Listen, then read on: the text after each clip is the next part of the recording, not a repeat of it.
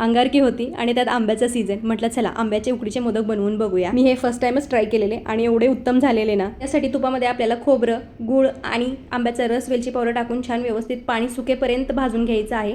सारण आपलं रेडी झालेलं आहे. आता आपण उकड काढून घेऊया. दुसऱ्या भांड्यात आपल्याला पाणी, आंब्याचा रस, चमचाभर तूप आणि मीठ टाकून उकळी येऊन द्यायचे. उकळी आली की गॅस बंद करायचा आणि त्याच्यामध्ये तांदळाचं पीठ टाकायचं आणि 5 मिनिटं उकड काढायची. उकड काढून झाली की ताटामध्ये काढून घ्यायचं आणि हाताला तूप लावायचं आणि छान व्यवस्थित मळून घ्यायचं. एवढं मळायचं, ॲटलिस्ट 5 मिनिटं तरी मळायचं की जेणेकरून आपण ज्यावेळेस गोळा काढू तर तो आपल्या कणकीसारखा चिकट असा तयार झाला पाहिजे.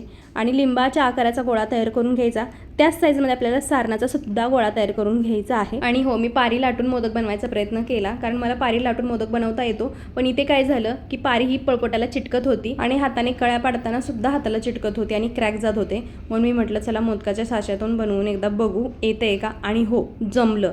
एवढं सुंदर जमलं ना. एवढा छान मोदक अनमोल झाला त्यातून आणि खूप सुंदर मोदक दिसत होता. सर्वच मोदक मग मी असेच बनवून घेतले आणि आता आपल्याला उकडायला ठेवायचे. चाळणीमध्ये कॉटनचा कपडा ठेवायचा, मोदक ठेवायचे हो, आणि वरून थोडंसं पाणी शिंपडायचं आणि 15 मिनिटं उकडून घ्यायचे. एवढे सुंदर मोदक होतात ना. नक्की ट्राय करा आणि अशा छान छान रेसिपीसाठी फॉलो करायला विसरू नका. थँक्यू.